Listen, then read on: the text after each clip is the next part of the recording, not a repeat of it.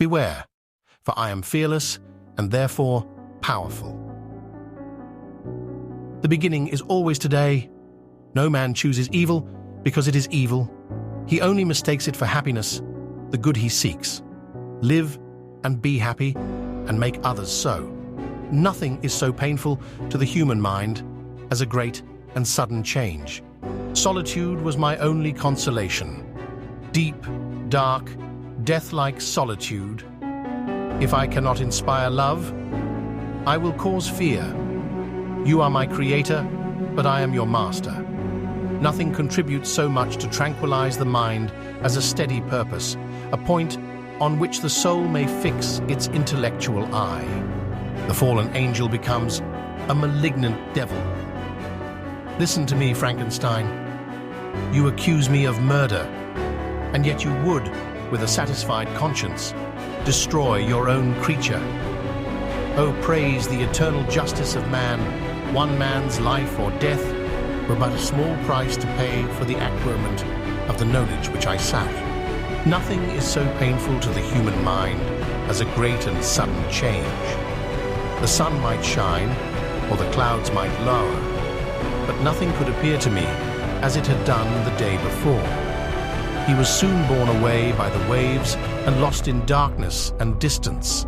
There is love in me, the likes of which you've never seen. There is rage in me, the likes of which should never escape. If I am not satisfied in T1, I will indulge the other. Evil thenceforth became my good. I was benevolent and good. Misery made me a fiend. Make me happy, and I shall again be virtuous. Curiosity, earnest research to learn the hidden laws of nature, gladness akin to rapture, as they unfolded to me, are among the earliest sensations I can remember. Life, although it may only be an accumulation of anguish, is dear to me and I will defend it. Invention, it must be humbly admitted, does not consist in creating out of void, but out of chaos. My dreams were all my own. I accounted for them to nobody. They were my refuge when annoyed, my dearest pleasure when free. Thus strangely are our souls constructed, and by slight ligaments are we bound to prosperity and ruin.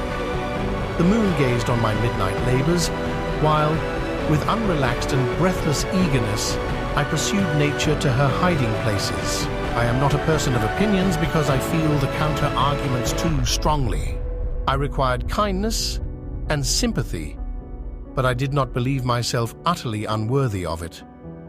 Life is obstinate and clings closest where it is most hated. My father was not scientific, and I was left to struggle with a child's blindness, added to a student's thirst for knowledge. The very winds whispered in soothing accents, and maternal nature bade me weep no more. From my infancy, I was imbued with high hopes and a lofty ambition.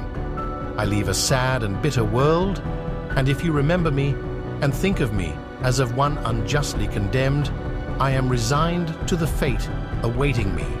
Accursed Creator, why did you form a monster so hideous that even you turn from me in disgust?